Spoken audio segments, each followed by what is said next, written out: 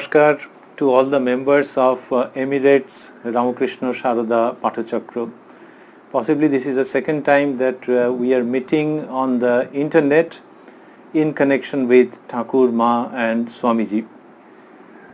Today what we will do, we will read out and discuss in our own way from a particular portion of the Kathamrita or the Gospel of Sri Ramakrishna. This is the second visit of Master Mahasaya or M to Sri Ramakrishna and Dakshineshwar. This happened in the month of March 1882, and very importantly, whatever question M is raising and what Sri Ramakrishna is saying to that, this message of Sri Ramakrishna, these utterances and instructions of Sri Ramakrishna, they actually are found to contain almost everything in essence and in some detail also of whatever Sri Ramakrishna has to say about God realization or the vision of God. In this brief talk, we will use some words which I feel that should not be necessarily translated into English, like sansar. We know the meaning of it, this world. Like darshan, the vision of God. So with that understanding in mind, and keeping in mind that this is a very important small portion of the Kathamrita during the second visit, that Sri Ramakrishna is talking about God, God realization, ways and means of staying in sansar, that we get started with today's talk based on Sri Ramakrishna Kathamrita, at the very outset of which M has quoted this famous shloka, Tava Kathamritam Tapta Jivanam Kabibhiri Ritang Kalmashapahang Sravana Mangalang Sri Madatatang Bhubi Grananti Ye Bhurida Janaha. During this second visit, we find that M is asking the Master, Sri Ramakrishna, Ishare ki kore mon hoy.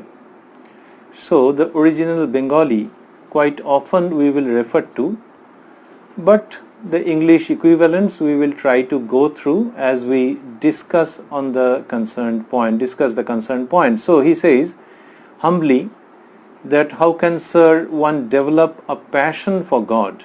Ishare ki kore mon hoy. And this is so nice to find that M is writing at a distant time. Whenever this happened, and when M is writing, there was a difference of, say, average 5 to 10 years. Different parts of the Gospel were written at different times, 5 to 10 years, it's nice that M is recalling that he had asked the question in a humble fashion. Usually we do not write that. When we are in the course of an interview, I'm asking someone, I'm questioning someone, I'm interviewing someone, then we don't say normally that I had asked the question humbly. But M is not only telling the truth, but revealing it with absolute bliss and pleasure. Master binito bhabe, Ishare ki kore mon hoy. Sri Ramakrishna says 1, 2, 3, 4 points, prescriptions, like that he is saying. First, ঈশ্বরের নাম গুণগান সর্বদা করতে হয়. You should always chant the holy name of God. Now Sri Ramakrishna is laying stress on this quite a lot, that if you take the holy name of the God, might be that you are singing his or her glory, might be that you are at the same time clapping. So that helps quite a lot. What could be the reason? He only says somewhere else that Nam Nami Abhed means the name and the possessor of the name, they are identical. They can't be differentiated when it comes to God's name. So if you take the name of God, then the possessor of that name or God himself or Goddess himself also remains associated with that name, and you are in a way remembering that Supreme Godhead, taking refuge in him or her. So Nam Nami Abhed, that is reason number one. Number two is, Sri Ramakrishna gives a beautiful example, parallel. He says that, see, if there are birds located in different holes in a tree or on different branches of a tree, then if you want to get rid of these birds, why? Mind you, these are birds of sin. That is how he portrays the whole image. Birds of sin, Pap Pakhi, residing in a tree. Which tree? This body. This body is a tree, and within it resides the birds of sin. So it's only natural that you will absolutely want to get rid of them. And who doesn't know that singing something, clapping beneath the tree will make the birds fly away? If you start clapping, hattali dile pap pakhi paliye jay. That is the nature, that is the limitation of that pap pakhi or bird of sin or birds of sin, that the moment you start singing the glory of God and you start clapping, then it cannot withstand. So, an example running very parallel to practical reality and experience, that these birds are birds of sin, but my dear son or daughter, rest assured that they fly away once they hear that clapping and that chanting of holy name. So, therein lies the second utility, the second application of this. What is that? The chanting of the God's name, his or her holy name. So one is that the name and the possessor of the name, they are undifferentiated, they are the same. And secondly, naming or chanting the glory of God and at the same time clapping in your own way will force the birds of sin to fly away from this body tree. Deho brikshe pap pakhi paliye jay, Ishwarer nam gunogan korle. So, M has asked the question with all humility and all eagerness that, sir, how can one develop a passion for God? And the way Sri Ramakrishna is responding, that really seems to initiate that very passion of God. He continues, আর সৎসঙ্গ, ঈশ্বরের ভক্ত বা সাধু এদের কাছে মাঝে মাঝে যেতে হয়. Satsang, we know that. And in English, equivalent translation is company of the holy. But Sri Ramakrishna himself elucidates. He says, আর সৎসঙ্গ, ঈশ্বরের ভক্ত বা সাধু এদের কাছে মাঝে মাঝে যেতে হয়. Satsang means devotees of the God or sadhus. You should occasionally visit the devotees of God or the sadhus. That is what Sri Ramakrishna says. Now, he says occasionally. If you drop the word occasionally, then also it makes quite a good sense. Ishwarer bhakta ba sadhu eder kache jete hoy. One should visit the Lord's devotees or the sadhus. But this is so nice and cute that he says majhe majhe, occasionally. He is speaking to M, and through him to crores of devotees, to crores of householders who have their own duties and commitments. So if Ramakrishna says that you have to go to the devotees and to the sadhus, then that might mean that you are at fault if you are not going quite often. You are not going daily. This is nicely, he is keeping this curious, articulation. This looks curious in this case, majhe majhe. The frequency is not spelt out. This is the soft and compassionate touch that is to be found in every instruction of Sri Ramakrishna when he is talking to householders. By that, he is not making the whole thing discounted, that you are not able to visit frequently and that is why you are not going to achieve the goal completely. It's not like that. But he is saying majhe majhe. Now, majhe majhe, kotodin antor antor, how frequently? He has not told. So it's just possible that majhe majhe means once in a month to start with. Someone goes to a temple, someone goes to a congregation, religious congregation, someone goes to a Pathachakra, someone involves oneself with some reading or singing or whatever once in a month and thinks that this is all right. And then, by the grace of the Lord, if that eagerness, sincerity, longingness increases in one's own self, then that frequency is bound to increase. One might think that 1 month is too long an interval. I should listen to such holy discourses on the YouTube every day once, at least for 15 minutes. Or I should listen to some beautiful devotional song quite often in the day. So that way that frequency might increase. In other words, what is the time period during which you remain engrossed in worldly matters, and during such time you think that you are missing something? So what is that time period? Can you forget the Lord? Can you forget holy company for 1 month or 1 week or 1 day or what? Or 1 hour?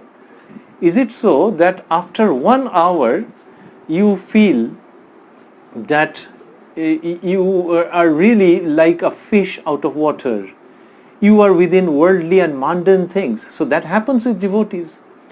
So the more the feeling of devotion ripens in one's own self, the more one starts feeling alienated from Godhead, one starts feeling left out, one starts feeling a vacuum or a void in the heart. So Sri Ramakrishna's Majhe Majhe is very nice and a very strong suggestion that, my dear, try to increase this Majhe Majhe. Let quite often you feel that you are missing that supreme music of divine feeling. He says, ঈশ্বরের ভক্ত বা সাধু এদের কাছে মাঝে মাঝে যেতে হয়. There again we find that first he takes the name of devotee and then sadhu. Why? Maybe one practical reason in 2020, if we think that why do you get a sadhu? Quite often you don't. But the company of a holy person, a devotee, is more easier to find. It's not that rare. So that could be reason number 1. And reason number 2 is that Sri Ramakrishna is really not making much of a distinction between a true devotee and a monk. He gives super value, importance, significance to monastic ideals, but at the same time it sometimes seems that he poses an open, sweet, assertive challenge that, tell me, where do you limit a householder's life? A true, genuine, honest, pure householder, how is he or she definite to miss something of a monastic life? Is it really something? Sri Ramakrishna gives that challenge, poses that challenge, and we say that it is assertive. That actually heightens, that actually levels up the so-called life of a householder. And taking another expression, using another expression, for a householder, Sri Ramakrishna talks in such a fashion that we happily discover that sky is the limit.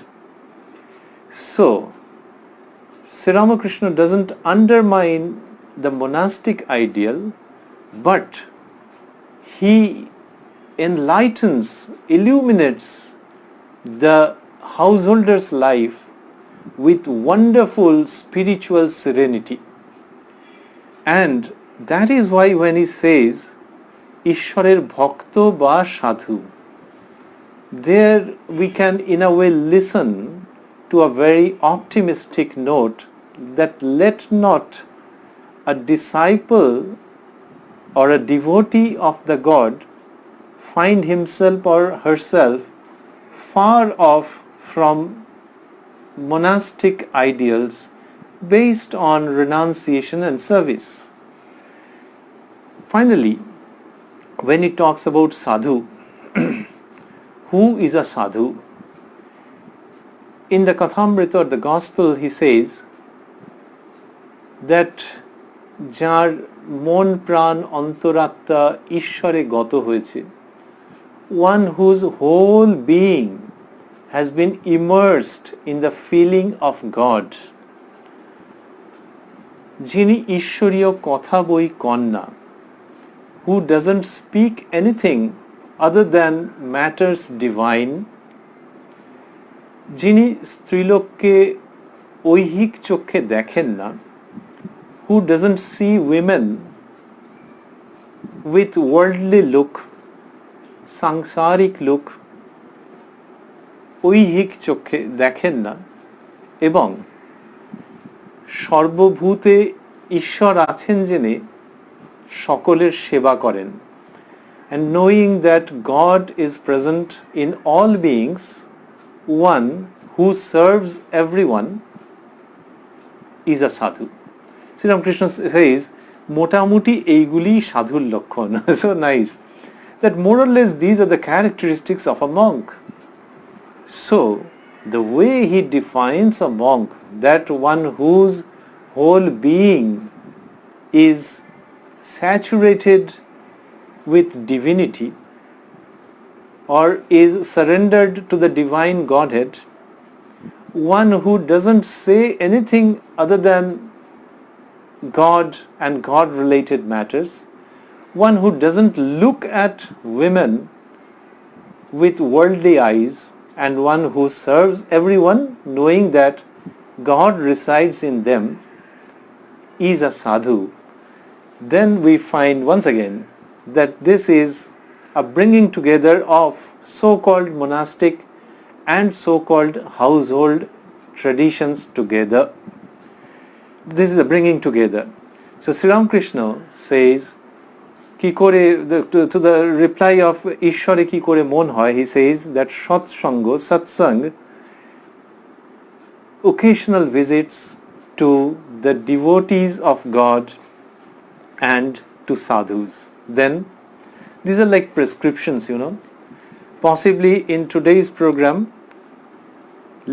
which has to be limited to some 30 minutes, I believe, we will be going through most of the prescriptions.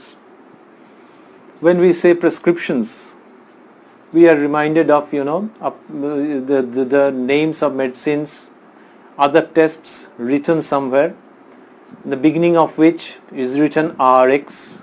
So under RX, point number 1, 2, 3, 4.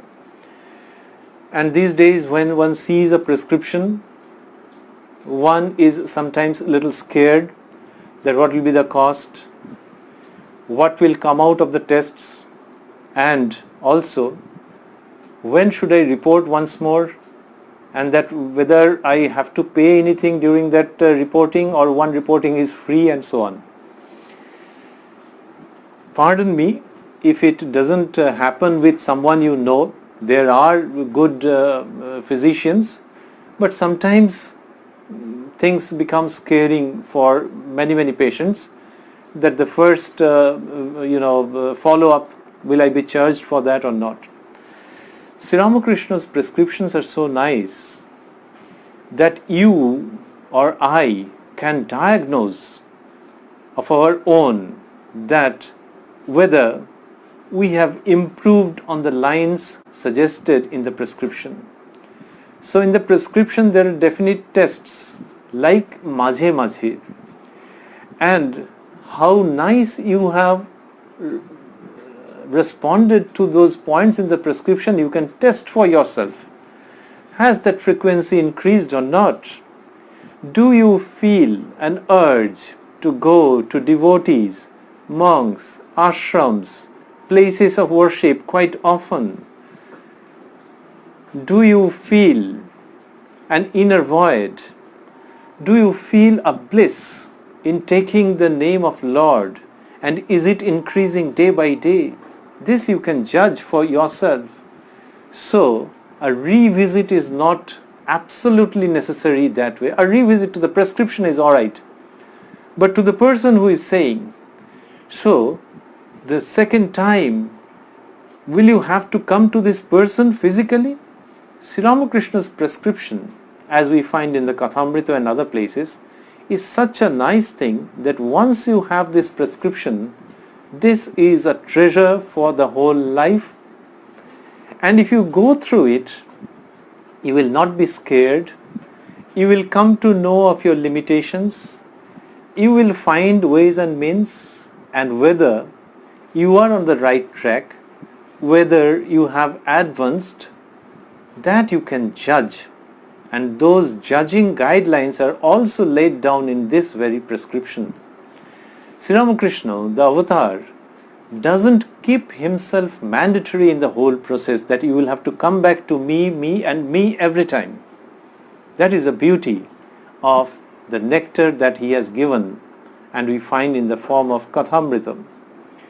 Next, he says, সংসারের ভিতর ও বিষয় কাজের ভিতর রাত দিন থাকলে ঈশ্বরে মন হয় না। মাঝে মাঝে নির্জনে গিয়ে তার চিন্তা করা বড় দরকার। প্রথম অবস্থায় মাঝে মাঝে নির্জন না হলে ঈশ্বরে মন রাখা বড়ই কঠিন। This is one of the prime instructions of Sri Ramakrishna. সংসারের ভিতর ও বিষয় কাজের ভিতর রাত দিন থাকলে ঈশ্বরে মন হয় না। You do not grow a liking or a devotion for God if you keep yourself dipped in this sansar day and night. মাঝে মাঝে নির্জনে গিয়ে তার চিন্তা করা বড় দরকার. It's absolutely essential to sometimes, occasionally, once again, those golden মাঝে মাঝে. It's absolutely essential that মাঝে মাঝে, occasionally, you go to solitude and meditate upon him or her. নির্জনে গিয়ে তার চিন্তা করা বড় দরকার. If you don't do that initially, প্রথম অবস্থায় নির্জন না হলে, if you don't do that initially, ঈশ্বরে মন রাখা বড়ই কঠিন. It is difficult to keep your mind fixed on the God. This is what Sri Ramakrishna says. And why this solitude? Possibly with that we will end today's program. Why often going to solitude? He says, he explains in the very next place, যখন চারা গাছ থাকে তখন তার চারিদিকে বেড়া দিতে হয়, বেড়া না দিলে ছাগল গরুতে খেয়ে ফেলে।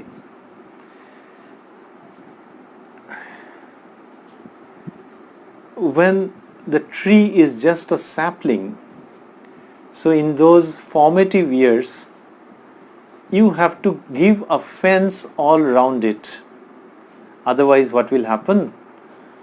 ছাগল গরুতে খেয়ে ফেলে. Goats and cows will simply chew it up. So that tree, when it's a sapling, you have to give a fence around, all around, otherwise it will be chewed up by goats and cows. Now, how is it related to solitude? In solitude, you can build up that fence, because fencing is something, it's a process. There is a mechanism. You have to devote time, you have to struggle, you have to put in your effort. And in the hustle bustle of sansar, this worldly life, you will possibly find it almost impossible to build that fence. Before you are done with building it, you will be dragged by others, dragged by worldly distractions, and you won't be able to construct that fence. So for making that fence around the sapling, what sapling? The young tree, the lively, vibrant, but young and weak tree, the sapling. So to construct that fence around that sapling, you will have to isolate yourself. Now this isolation, in 2020, isolation once again scares people for obvious reasons. But Sri Ramakrishna talks about a very nice, comfortable, assertive, assuring, and inspiring isolation. And that is almost synonymous with solitude.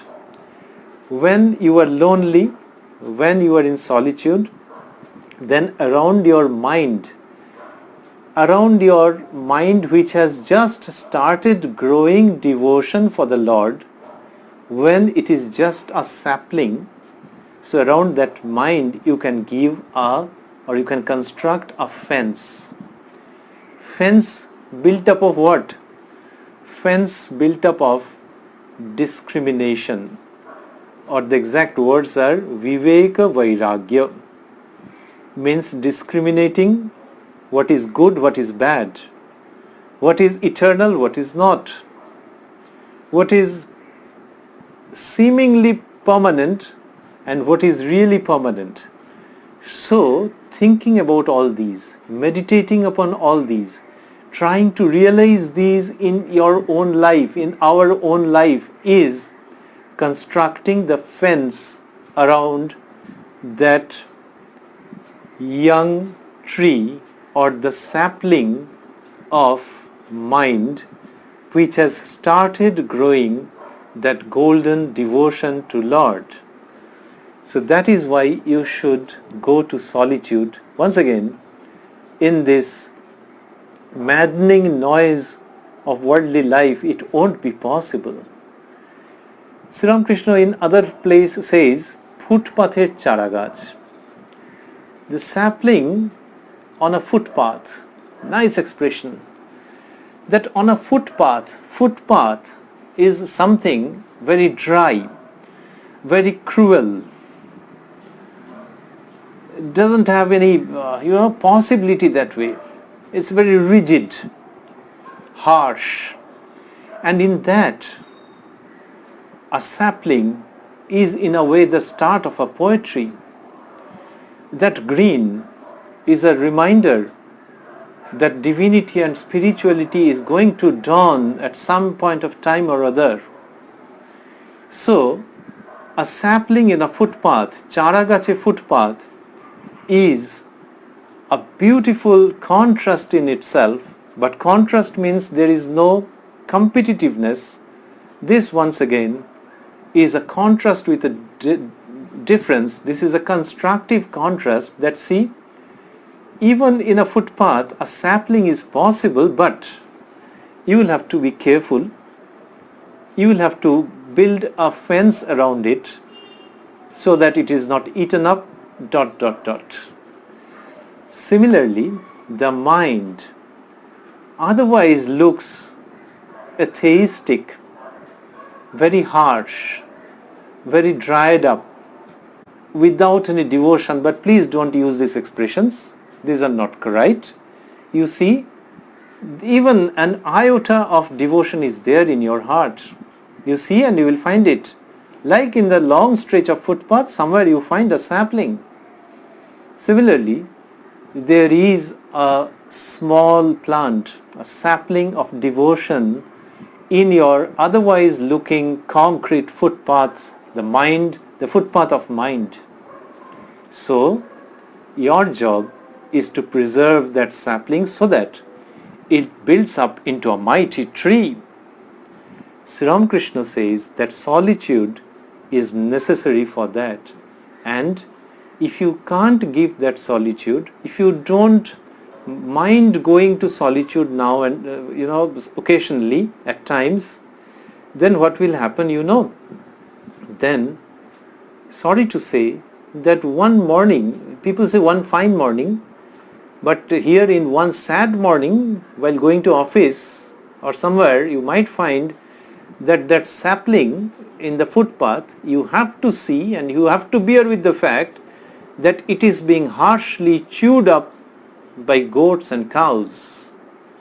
চিবিয়ে খেয়ে ফেলছে চারা গাছটাকে. This is a pathetic pathetic scene. So, the sapling of devotion that is there in your heart, my boy or my girl, just don't allow that pathetic scene to happen.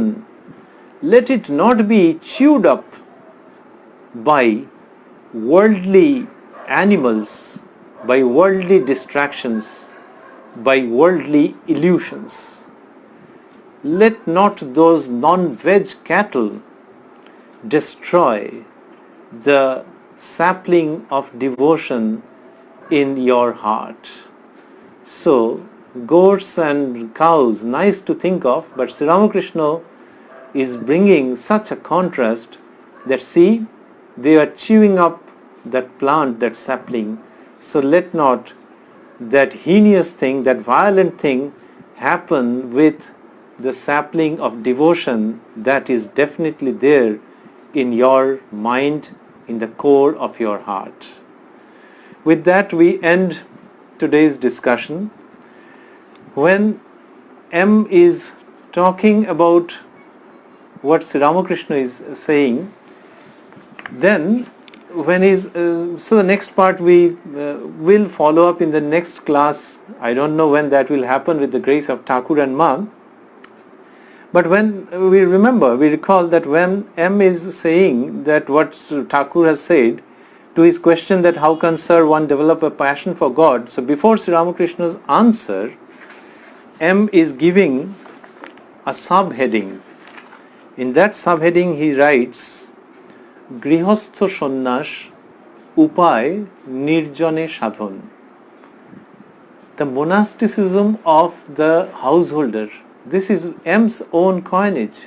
We sometimes overlook the subheadings, but this is the one he has put.